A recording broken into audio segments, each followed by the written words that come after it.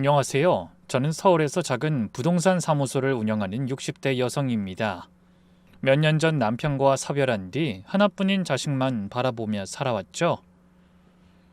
아들은 평범하지만 성실한 직장인입니다. 키도 크고 성격도 온화해서 주변에서 좋은 신랑감이라고 입에 침이 마르게 칭찬을 받았어요. 하지만 정작 본인은 일에만 매달려 살아 여자한텐 관심도 없었죠. 그래서 35이 되도록 연애 한번 제대로 못해 저를 걱정스럽게 했습니다. 그러던 어느 날 아들이 갑자기 결혼할 사람이 생겼다며 여자를 데려왔어요.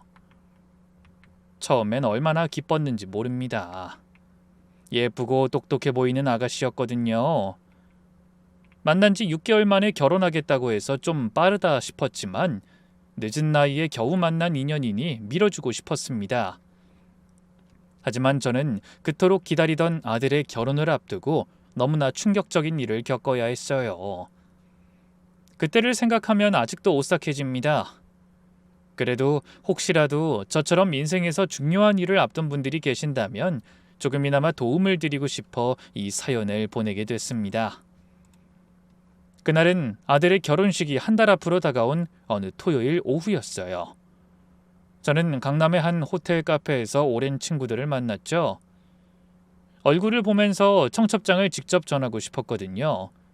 물론 시간이 안 되는 친구들이나 멀리 있는 사람들에게는 전화로 알리기도 했지만 가능하다면 만나서 소식을 전하는 게 예의일 것 같더라고요. 친구들은 청첩장을 받아들고 환하게 웃으며 마치 자기 아들이 장가가는 것처럼 기뻐해 줬어요. 아유, 명자야, 드디어 네 아들도 장가가는구나. 내가 다 신이 나는데 넌 얼마나 좋니? 그러게 말이야. 35에 처음 연애하고 6개월 만에 결혼한다고 하니까 처음엔 좀 걱정됐어. 근데 아가씨가 워낙 똑똑하고 예의 바르더라고. 혹시 사진 있어? 당연히 있지. 저는 핸드폰을 꺼내 아들과 예비 며느리가 함께 찍은 사진을 보여줬습니다. 긴 생머리가 참 청순해 보이는 아가씨였죠. 대학에서 경영학을 전공하고 외국계 회사에 다니고 있었네요. 친구들은 예비 며느리의 사진을 보고 다들 입을 모아 칭찬했어요. 어머, 정말 예쁘네. 근데 집안은 어떤 것 같아? 안사돈 되실 분은 유치원 원장님이시래. 박하사돈은 일찍 돌아가셨고 혼자 딸 키우느라 고생 많이 하셨대.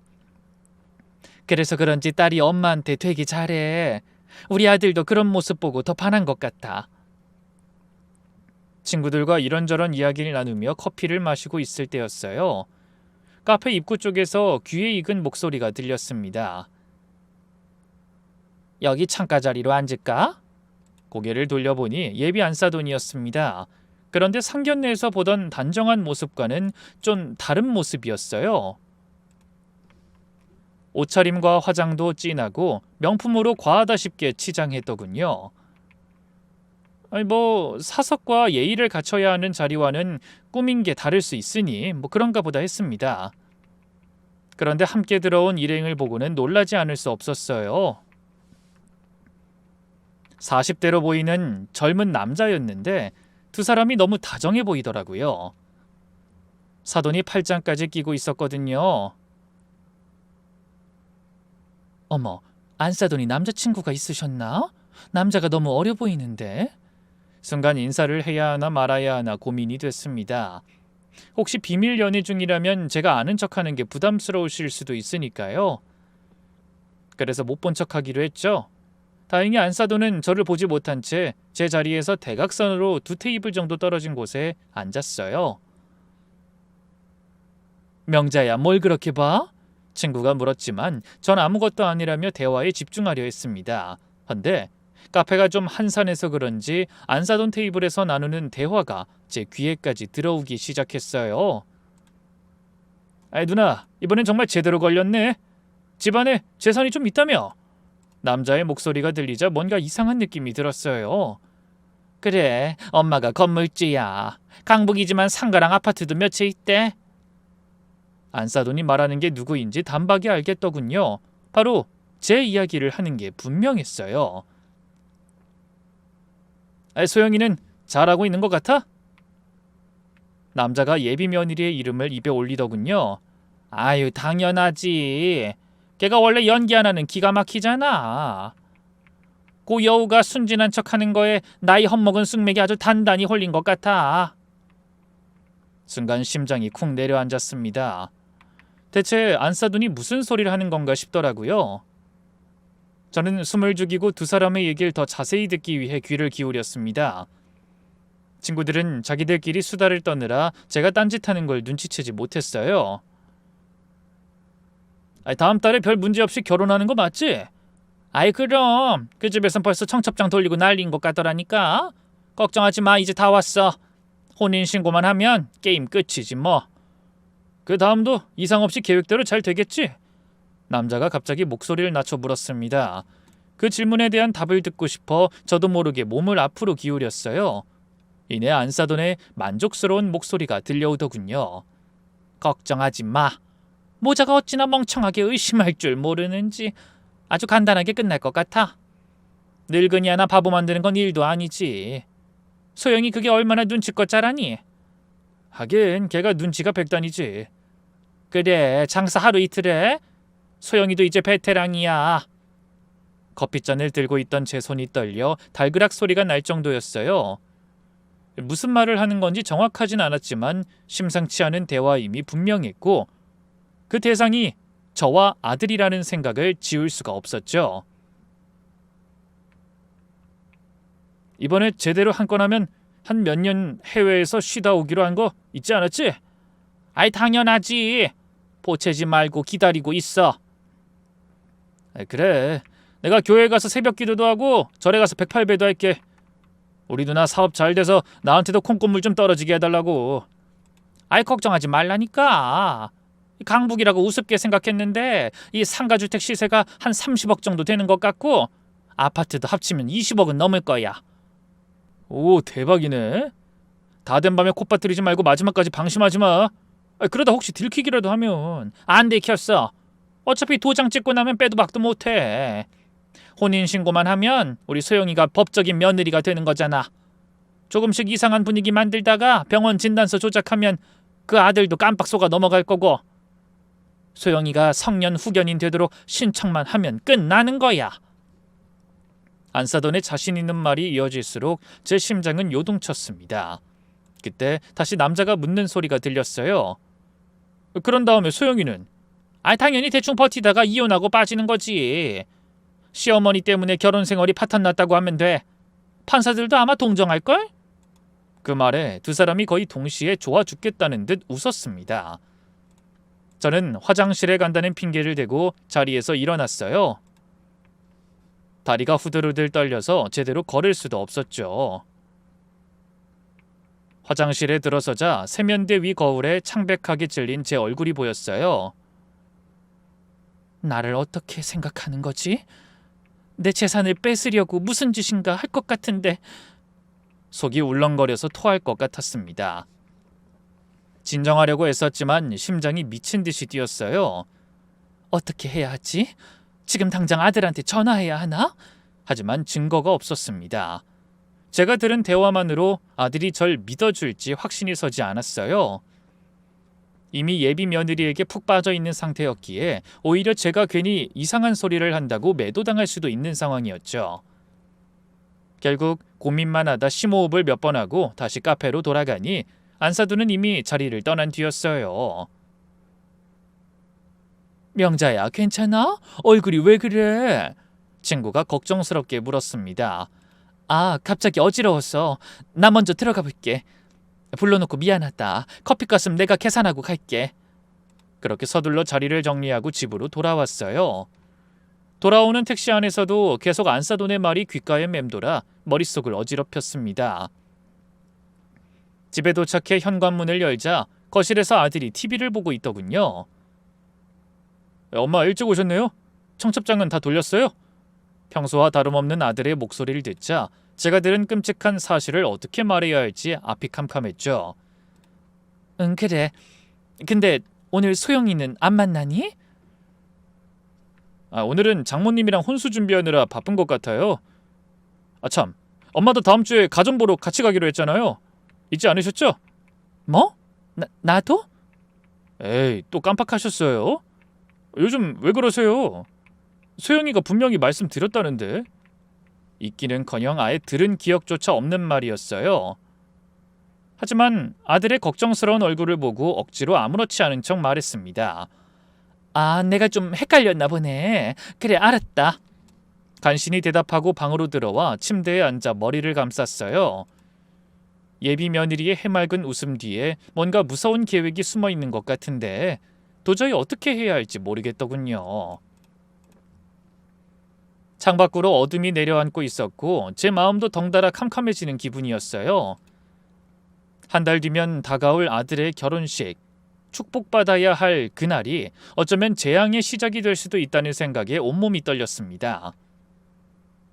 그날 밤 한숨도 잘 수가 없었어요. 천장을 바라보며 낮에들은 안사돈의 대화를 수백 번 되새겼죠. 하지만 정확한 내용을 알 수 없으니 속만 까맣게 타들어갔습니다. 뭔가 구체적인 정황이 있어야 신고도 하고 아들에게도 알릴 텐데 뿌연 안개 속을 헤매는 것처럼 앞이 보이지 않는 기분이었네요. 헌데 그렇게 불안한 며칠을 보내는 동안 계속 이상한 일들이 일어났어요. 한 번은 분명히 안방 화장대 위에 올려놓은 안경을 찾느라 한참을 헤맨 적이 있었어요. 결국 찾은 곳은 냉장고 안이었습니다. 그때는 깜짝 놀라고 의아했지만 곧 바빠서 정신이 없었던 거라 여기며 그냥 넘어갔죠. 다음 날에는 열쇠 사건이 있었습니다.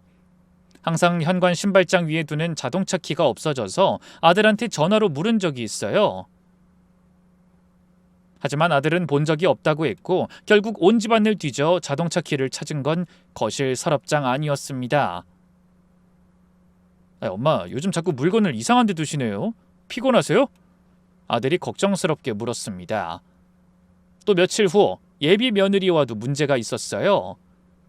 애가 퇴근 후에 집에 들렸는데 갑자기 이런 말을 하더라고요.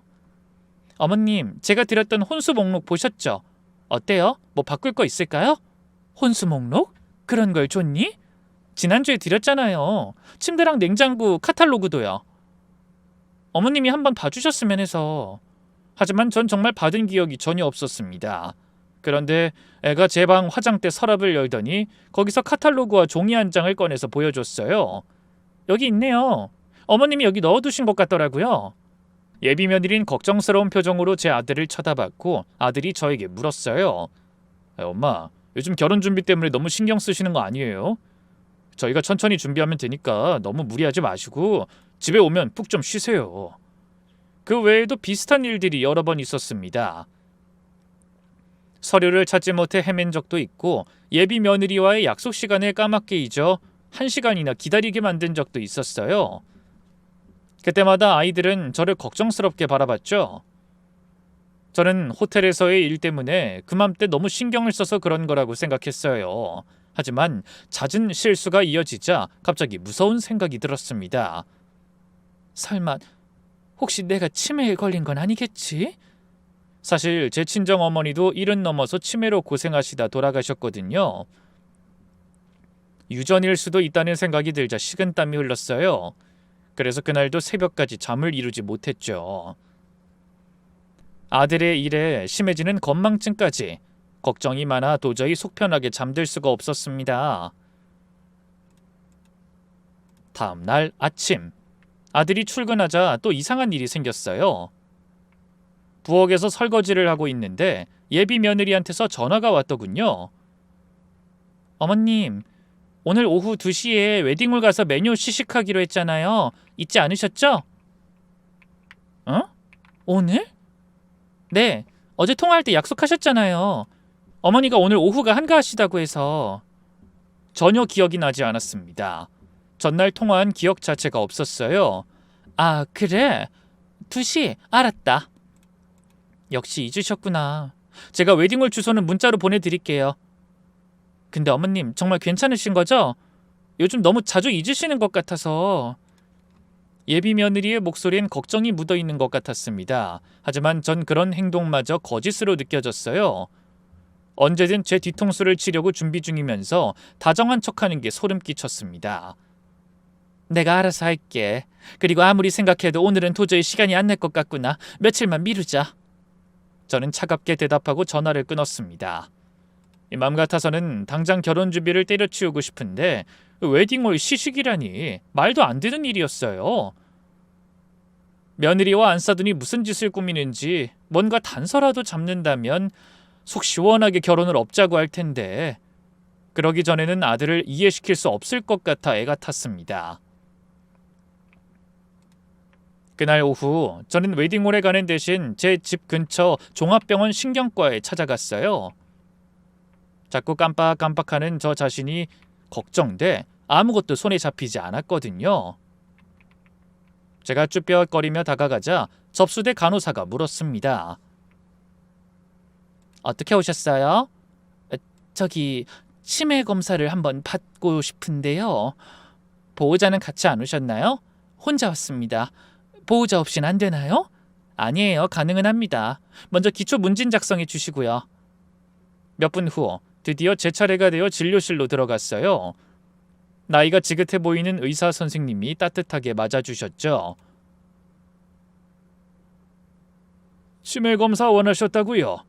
네, 요즘 자꾸 물건을 어디 뒀는지 잊어버리고 약속도 기억 못하고 저희 친정엄마가 치매로 고생하다 돌아가셨는데 혹시 저도 그런 게 아닌가 싶어서요. 저는 침을 꿀꺽 삼키며 물었어요. 언제부터 그러셨어요? 정확하진 않지만 몇 주 전부터 그런 것 같아요. 의사 선생님은 고개를 끄덕이며 여러 가지를 물어보셨습니다. 오늘이 몇 월 며칠인지 아세요? 93에서 7을 빼면 거기서 또 8을 빼면 몇이죠? 이런 식으로 계속 질문이 이어졌습니다. 그림을 보고 기억하기, 단어 외우기, 시계 그리기 등 다양한 검사를 했어요.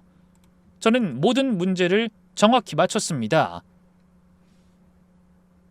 기본 인지 기능은 정상이신 것 같은데 더 정확한 진단을 위해 MRI 검사를 해보시죠. 그리고 혈액 검사도 같이 하겠습니다. MRI 검사는 다음날 오전에 받기로 했습니다. 집에 돌아오니 아들이 거실에서 절 기다리고 있었어요. 평소보다 일찍 퇴근한 모양이었죠. 엄마 어디 갔다 오세요? 저기 이런 말 좀 그렇지만 엄마 요즘 건망증이 너무 심해지시는 것 같아요. 외할머니도 그러시다가 아들은 차마 말을 끝맺지 못했습니다. 저는 한숨을 쉬며 그런 아들에게 말했어요. 나도 안다. 안 그래도 내일 검사 받을 예정이야. 정말요? 제가 같이 갈게요. 아니, 나 혼자서도 괜찮아. 일하는 사람이 갑자기 휴가 내기가 그렇게 쉬워? 걱정하지 마. 아직 그 정도는 나 혼자서도 할 수 있어. 다음 날 아침 MRI 검사를 받으러 병원에 갔습니다. 차가운 기계 속에 누워있는 동안 별의별 생각이 다 들었어요. 검사가 끝나고 이틀 뒤 결과를 들으러 갔습니다. 헌데 의사 선생님의 표정이 밝았어요. 걱정하실 것 없을 것 같네요. 전혀 이상 없으세요. 그런가요? 네, MRI상으로도 뇌는 아주 건강하시고 혈액 검사 결과도 정상입니다. 치매 유전자도 발견된 게 없어요. 인지기능 검사도 만점에 가까우셨고요. 나이를 고려하면 오히려 평균 이상이십니다. 안도의 한숨이 나오며 눈물까지 핑 돌았습니다. 근데 선생님, 왜 자꾸 물건을 잃어버리고 약속을 잊는 걸까요?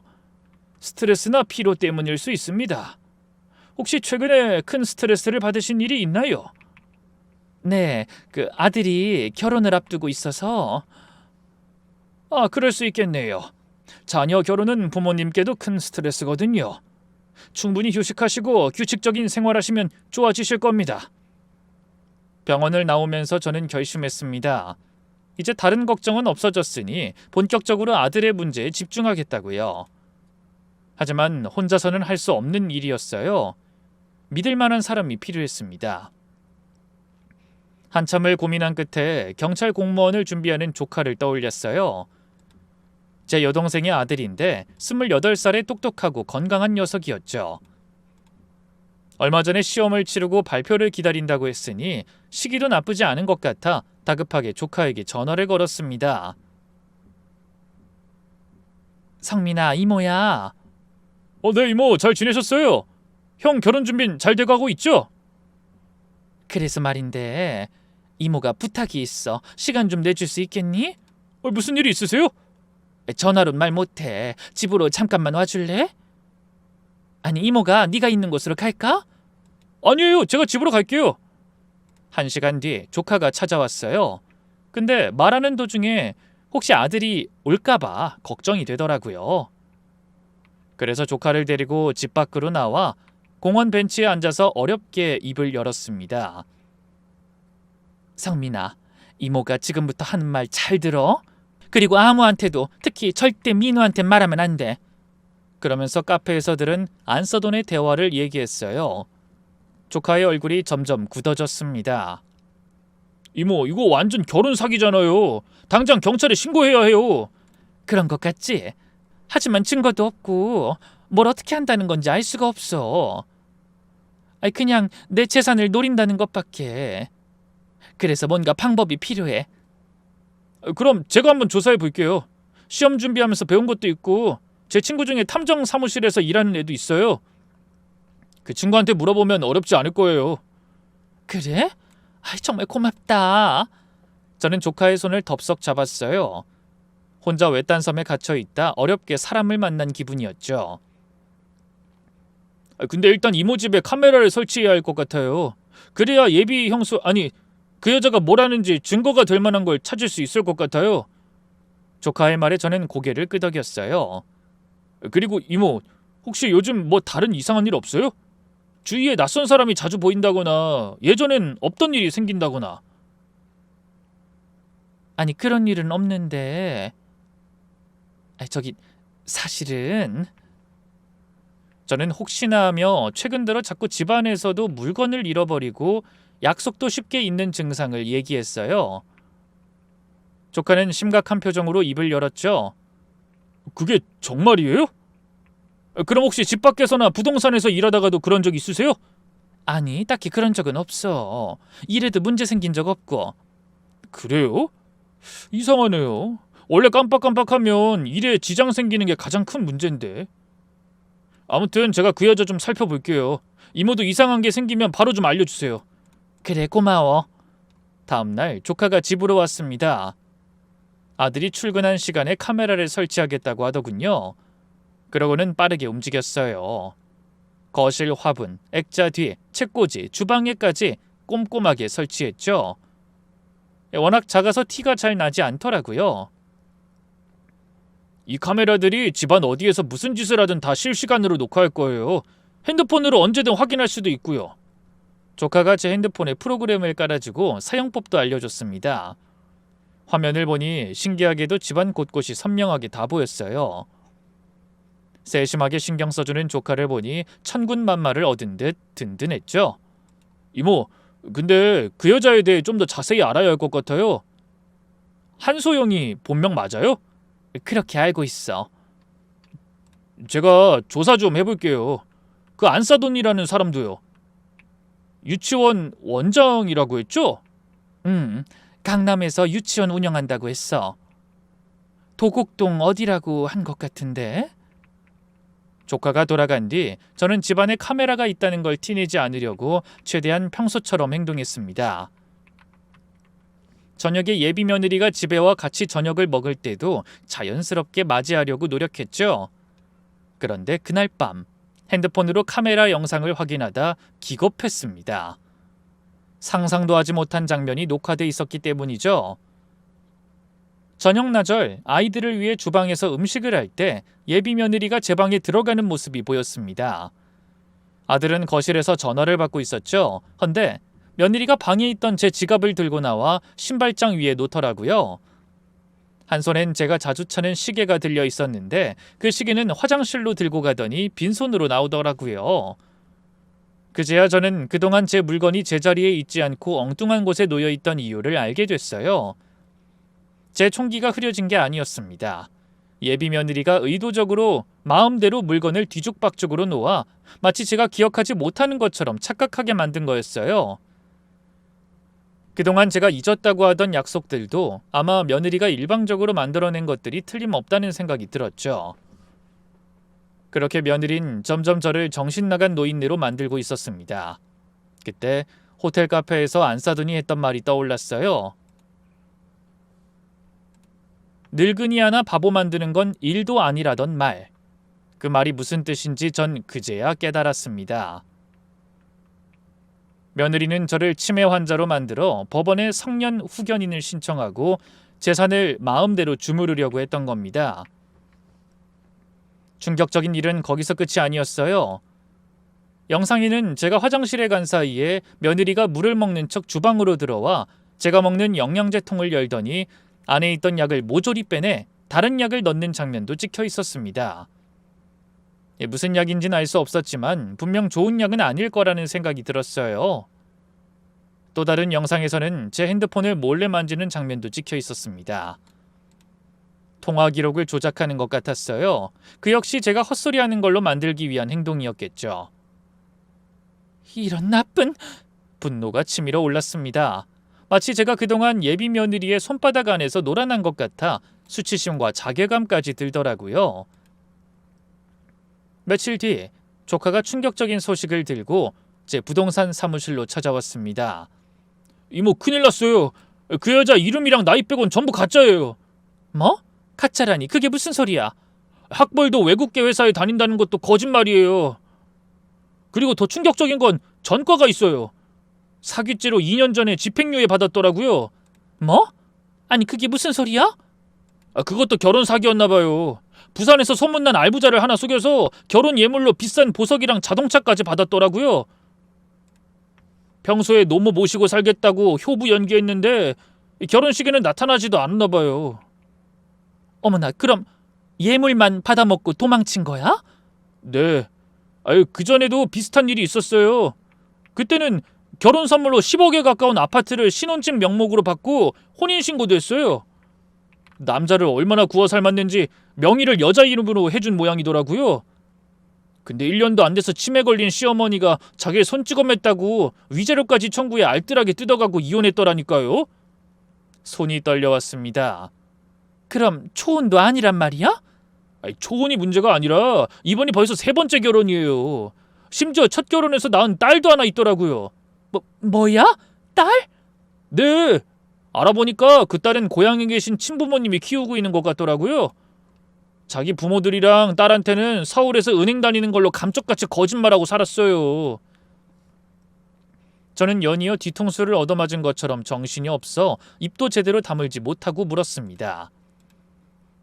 친부모라니... 아니 그럼 상견례에 나온 여자는?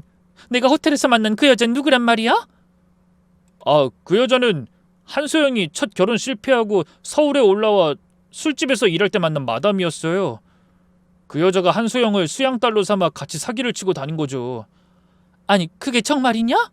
네. 지금도 유치원 원장이 아니라 불법 도박장 운영하고 있어요.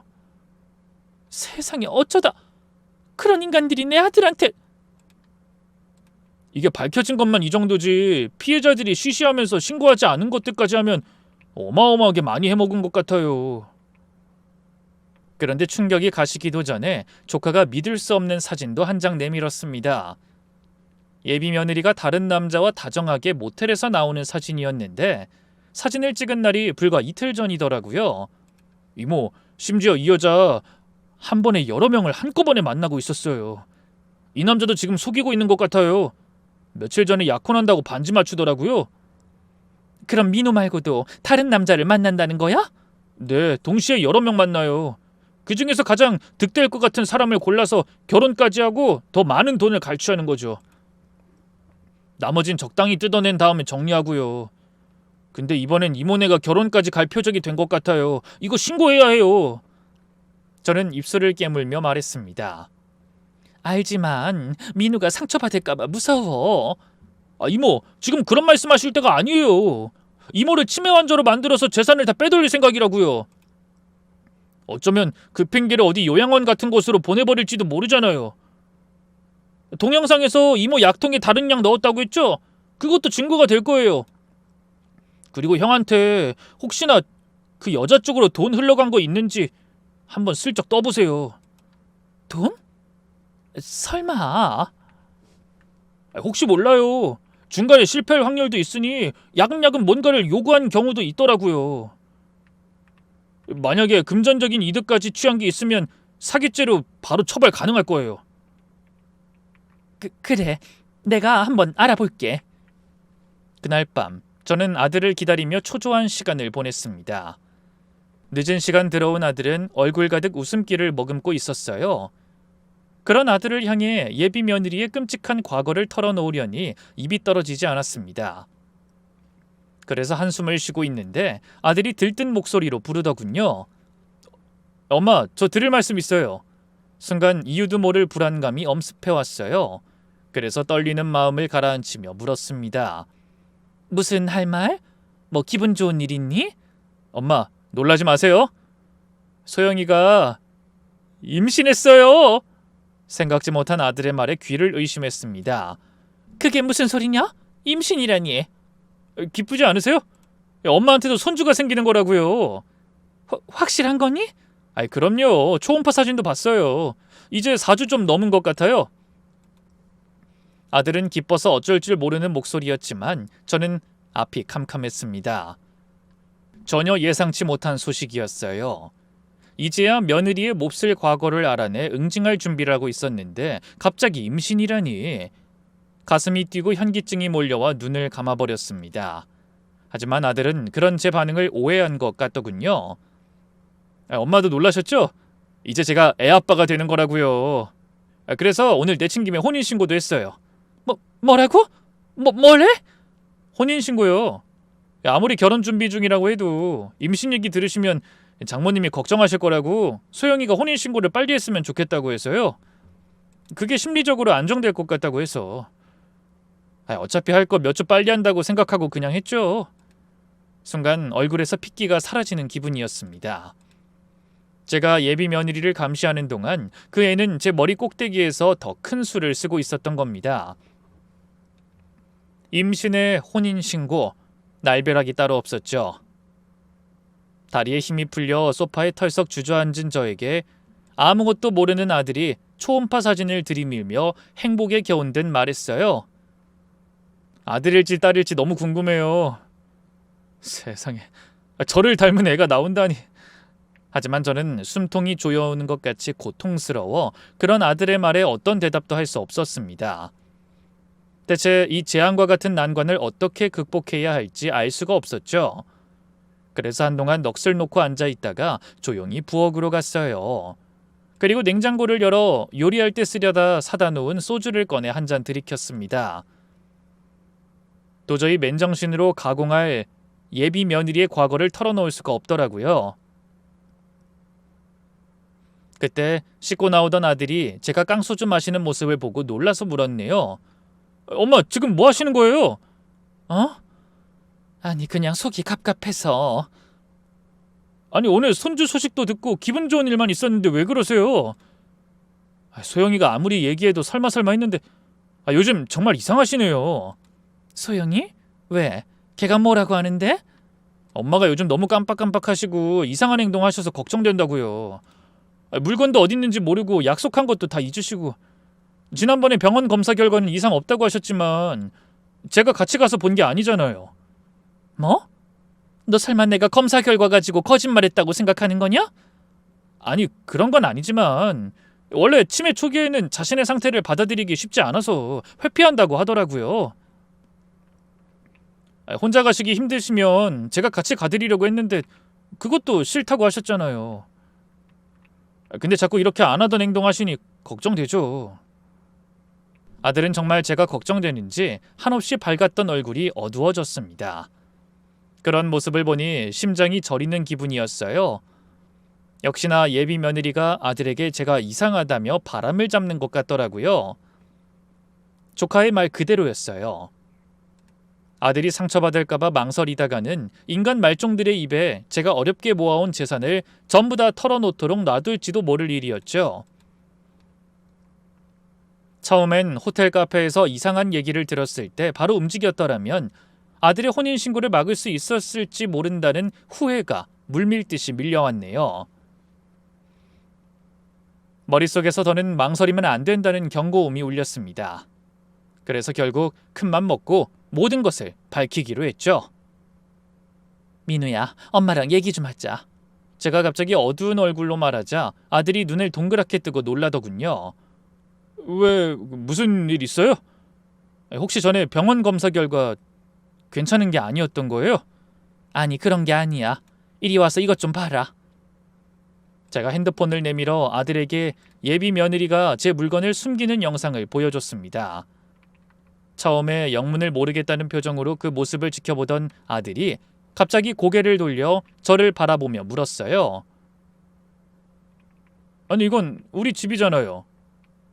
집에 이런 카메라가 있었어요? 꼭 필요한 것 같아서 내가 성민이한테 부탁해서 설치했다. 근데 소영이는 지금 뭐 하는 거예요? 저건 엄마 지갑인데? 그러더니 한참 영상을 지켜보던 아들이 인상을 쓰며 말했습니다.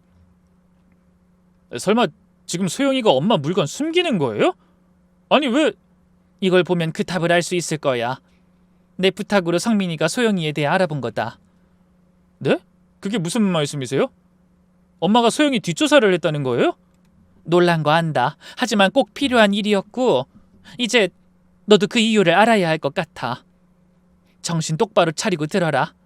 한소영 그 애는 3번의 이혼 경력과 딸까지 있는 결혼 사기꾼이야. 예비 장모라는 그 여잔 도박장을 운영하는 전직 술집 마담이고. 네? 아니, 엄마 지금 무슨 말씀하시는 거예요? 아들은 놀라움으로 말을 잇지 못하면서도 제 말을 믿지 않았어요. 그래서 하는 수 없이 예비 며느리가 제 약병에 정체 모를 약을 넣는 장면도 보여줬죠. 그리고 조카가 가져온 예비 며느리와 낯선 남자의 다정한 사진까지 전부 꺼내놓을 수밖에 없었어요. 아들은 놀란 얼굴로 한동안 말이 없더군요. 당연히 충격이 클 거라고 생각해 저도 말없이 기다려줬습니다. 그런데 다음 순간 아들의 입에서는 믿을 수 없는 말이 쏟아져 나왔어요. 엄마, 우리 내일 병원 가봐요. 아무래도 제가 생각한 것보다 엄마 상태가 더 안 좋은 것 같아요. 뭐야? 너 이렇게 확실한 증거가 있는데도 내 말을 못 믿겠다는 거니? 소영이는 엄마 걱정을 얼마나 하는데 엄마는 왜 이런 말도 안 되는 말씀을 하시는 거예요? 다른 사람도 아니고 소영이가 그럴 리가 없잖아요. 오해일 거예요. 내일 데려와서 직접 다 해명하게 할게요. 그럼 너 저런 여자랑 기어코 결혼식까지 올리겠다는 거야? 전 소영이 믿어요. 아니, 만약 엄마가 하신 말씀이 망상이 아니라 전부 사실이라고 해도 이제 와서 어쩔 수 없잖아요. 제 아이를 가지고 법적으로도 이제 우린 부부라고요. 민우야, 너 이성적으로 생각을... 됐어요, 엄마. 오늘은 그만 얘기하고 싶어요. 그리고 집에 설치한 카메라 다 치우세요. 소영이가 알고 상처받기 전에. 그러더니 방문을 닫고 들어가 버리더군요. 영상과 사진이라는 확실한 증거가 있음에도 아들은 사실을 믿으려 하지 않았어요. 저는 절망에 빠져 끝이 없는 어둠 속에 던져진 기분이었죠. 결국 뜬 눈으로 아침을 맞고 득달같이 조카에게 전화를 걸어 이 사실을 말했습니다. 조카도 놀라서 말을 잇지 못하더군요. 그러다 한참을 생각하더니 이런 말을 꺼냈어요. 이모, 이제 어쩔 수 없어요. 정면 돌파하는 수밖에. 정면 돌파? 어떻게? 그 여자가 스스로 형 앞에서 자기가 어떤 사람인지 내보이게 하는 수밖에요. 그리고 그 임신이라는 것도 전 좀 미심쩍어요. 그 부분은 제가 알아볼게요. 이모는 일단 제가 말씀드리는 대로 해보세요. 그래서 저는 조카가 말해준 대로 예비 며느리에게 전화를 걸어 이런 말을 던졌습니다. 소영아, 나다. 네, 어머님. 소식 들으셨죠? 저 임신했어요. 예비 며느리의 말에 저는 입술을 깨물며 말했어요. 그래, 나도 그 말 듣고 전화한 거야. 너 혹시 오늘 퇴근하고 내가 말해주는 곳으로 올 수 있겠니? 네? 무슨 일인데요? 너도 알다시피 내가 요즘 자꾸 뭘 잊어버리는 것 같아서 솔직히 걱정이 된다. 근데 네가 내 손주도 가졌다고 하고 혼인신고도 했다고 하니 임신이랑 결혼 축하 선물로 내 재산을 전부 너한테 넘기고 싶어. 상가주택이랑 아파트들 말이야. 제 말을 들은 상대가 놀랐는지 잠시 말이 없었어요.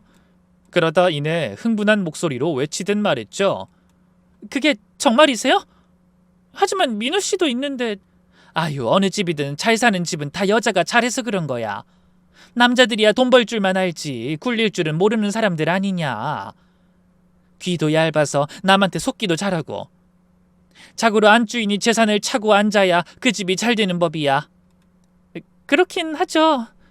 예비 며느리는 이제 기쁜 마음을 숨기지 못하겠는지 목소리에서도 웃음기가 느껴졌어요. 그러니까 너는 그냥 내가 주는 재산 잘 받아서 똑똑하게 관리만 하면 된다. 감사합니다, 어머님. 저 정말 잘할게요. 그래, 그럼 내가 불러주는 곳으로 7시까지 올 수 있겠니? 민우도 그쪽으로 오라고 할 참이다. 네, 그럴게요. 아 참, 혹시 안사돈도 시간 되시면 같이 오너라. 내가 우리 손주 얘기 듣고 기분 좋아서 저녁이라도 사고 싶거든. 변호사랑 법적 절차 알아보고 같이 저녁 먹자. 좋죠. 제가 엄마한테 당장 전화 드릴게요. 그렇게 전화를 끊은 저는 눈을 감고 심호흡을 크게 한 뒤 앞으로의 일을 머릿속으로 그려봤습니다. 긴장감으로 심장이 두근거렸지만 물러설 순 없었죠. 몇 시간 후 단단히 준비를 마치고 예비 며느리에게 알려준 곳으로 갔어요. 가슴은 미친 듯이 뛰었지만 이상하게 머리는 맑아지는 기분이었죠. 선택의 여지가 없다고 생각하니 오히려 잡생각이 사라지는 것 같았습니다. 7시 정각, 예비 며느리와 그 가짜 엄마가 고급스러운 옷을 차려입고 변호사 사무실로 들어서더군요. 특히 예비 며느리는 마치 복권에 당첨된 사람처럼 들뜬 표정이었습니다. 어서 오세요, 사돈. 제가 인사를 건네자 가짜 안사돈이 활짝 웃으며 답했어요. 아이고, 사부인. 이렇게 큰 결정을 하시다니 정말 현명하신 것 같아요. 그 가식적인 미소가 역겨웠습니다. 5분 정도 지나자 아들도 도착했죠. 생각지도 못한 전화를 받은 아들은 복잡한 심정이 얼굴에 드러났어요. 하긴 바로 전날까지도 며느리가 얼마나 사악한 사기꾼인지 열변을 토하던 제가 갑자기 재산을 모두 며느리에게 증여하겠다니 이상하기도 했을 거예요. 하지만 저는 아무렇지 않은 표정으로 아들을 바라보며 말했습니다. 민우 왔구나. 어젠 엄마가 이상하게 굴어서 미안하다. 네 말대로 내가 요즘 자꾸 망상에 빠지고 정신도 흐릿해지는 것 같아. 그래서 더 늦기 전에 얼른 재산을 좀 정리하고 싶어. 그 말에 아들의 눈가가 촉촉해지는 게 보이더군요. 아무리 여자한테 눈이 멀어 제 말에 반기를 들긴 했지만 약해진 어미의 모습에 마음이 아픈 모양이었죠. 엄마, 그래도 이건 너무 이른 것 같아요. 아직 그 정도로 심각한 건 아니잖아요. 병원에 가서 치료 받으시면. 아니야.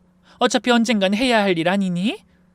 이미 결정했으니 다 정리하고 마음 편하게 쉬고 싶다. 그러면서 앞에 앉은 변호사를 향해 고개를 끄덕였습니다. 제 얼굴을 본 변호사가 서류를 꺼내서 말했죠. 자, 그럼 모두 모이신 것 같으니 이제 시작하겠습니다. 먼저 김명자 여사님의 재산 현황부터 말씀드리죠. 변호사가 서류를 펼치자 며느리와 사기 공범의 눈이 서류에 고정됐어요. 강북구 상가 건물 하나, 시가 약 30억, 아파트 세 채 약 20억, 현금 자산 약 5억. 며느리가 작게 헛기침을 했습니다. 흥분을 감추려는 것 같았죠. 이 재산을... 변호사가 잠시 말을 멈추자 사기꾼들의 눈이 욕심으로 번뜩이는 게 보였습니다. 하지만 다음 순간 사무실 안이 찬물을 끼얹은 듯 조용해졌어요. 전액 기부하셨습니다. 뭐라고요? 지금 뭐라고 말씀하신 거예요? 먼저 정막을 깬 건 예비 며느리였죠. 믿을 수 없다는 표정으로 재차 물었거든요. 기부라니 그게 무슨 말이에요?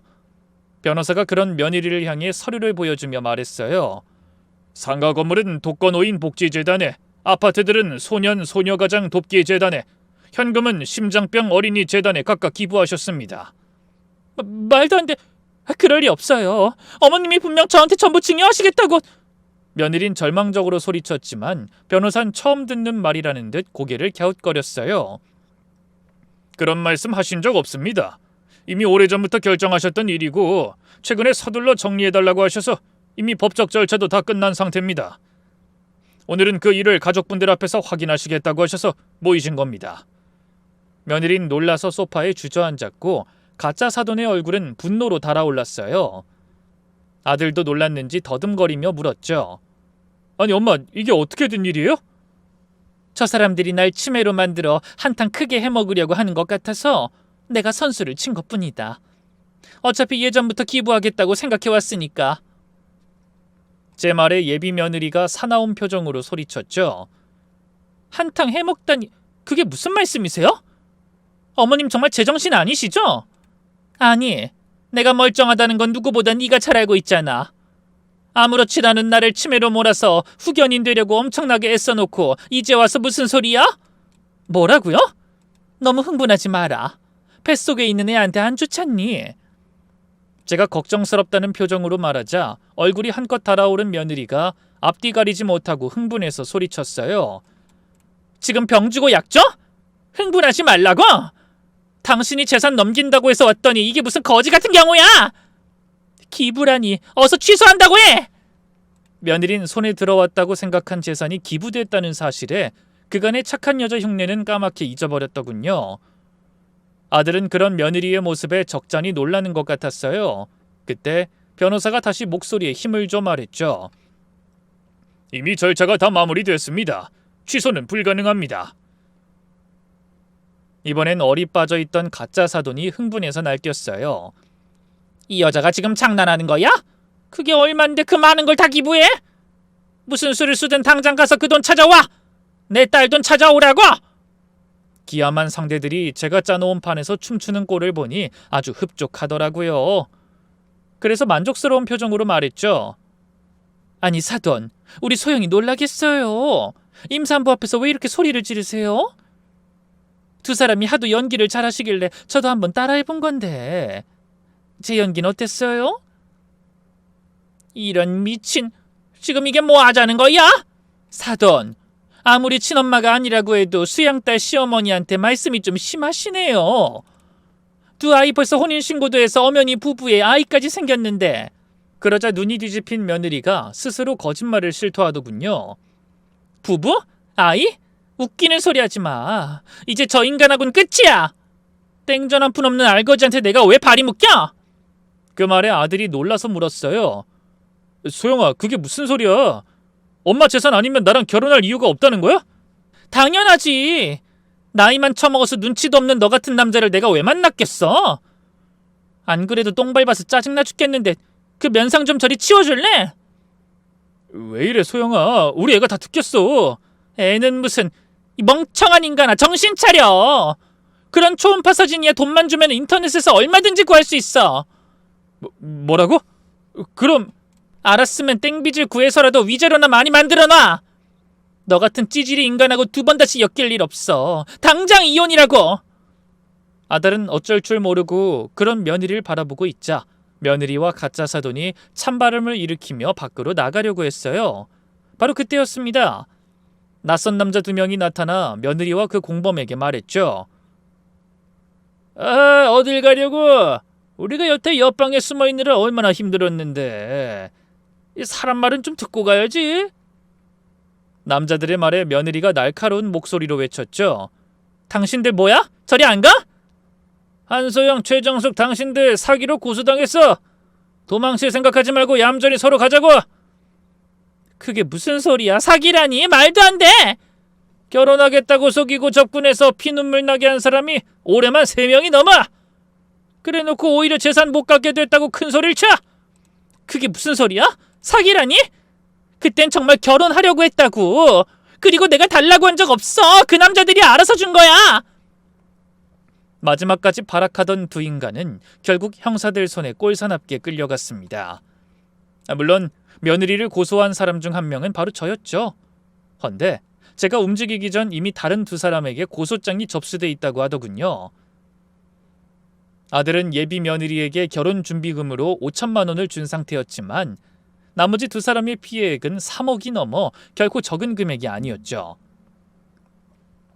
수법은 비슷했어요. 노모를 잘 모시겠다고 효부인 척 다가서서 결혼을 빙자해 금전적 이득을 챙겨놓고 연락을 끊거나 말도 안 되는 이유로 일방적인 결별을 통보한 거죠. 조카가 며느리의 병원 진료 기록을 조사해줘서 이미 눈치는 채고 있었지만 손주를 임신했다는 것도 새빨간 거짓말이었어요. 다른 사람들에게 고소당할 걸 직감한 며느리가 하루라도 빨리 혼인신고를 하고 돈을 빼내 도망치려고 했던 겁니다. 사건의 조사가 이뤄지는 동안 아들은 괴로움에 말을 잃었습니다. 저는 그런 아들이 어서 기운을 차리도록 응원했죠. 민우야, 이제 다 끝났어. 제발 잊어버리자. 엄마, 전 정말 제가 한심해서 미칠 것 같아요. 그런 사기꾼한테 속아서 걱정하고 충고하는 엄마한테 대들기나 하고, 이 나이 먹어서도 그렇게 사람 보는 눈이 없었다는 게 너무 멍청하게 느껴져서 딱 죽고 싶어요. 누구나 실수는 하는 법이야. 중요한 건 두 번 다시 같은 실수를 반복하지 않는 거지. 엄만 저 때문에 이런 고생을 하셨는데. 그나마 다행이라고 생각해야지. 그 인간이 내 약병에 든 영양제 빼내고 정신과 약을 넣었다잖니. 그거 먹으면 사람이 멍청해지고 정말 치매에 걸린 것처럼 헛소리도 한다더라. 그래도 나는 빨리 눈치챈 덕에 약을 안 먹어서 그런 위험한 일은 피할 수 있었잖니? 제가 농담처럼 위로하는 말에 아들이 기운 없는 목소리로 웃었습니다. 재판은 빠르게 진행됐어요. 증거가 너무나 명확했기 때문이었죠. 물론 그 증거 중에는 제가 설치한 카메라 영상과 혹시 몰라 보관해뒀던 약병도 한몫했습니다.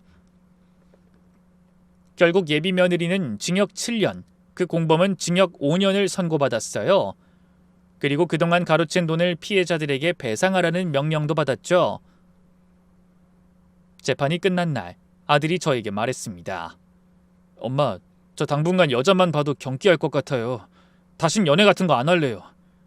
그게 무슨 말도 안 되는 소리야. 모든 여자가 다 저런 건 아니잖아. 알아요. 하지만 자신이 없어요. 저는 아들의 의기소침한 모습이 가슴 아팠죠. 나중 일은 모르는 거야. 언젠가 좋은 사람이 꼭 나타날 거다. 그로부터 벌써 1년이라는 시간이 흘렀습니다. 아들은 일에 빠져 지냈고 저도 일상으로 돌아왔어요. 저를 도와주던 조카는 경찰 시험에 합격해 정식 경찰관이 됐죠. 제 사건을 도와준 경험이 경찰 생활에 많은 공부가 됐다고 하더군요.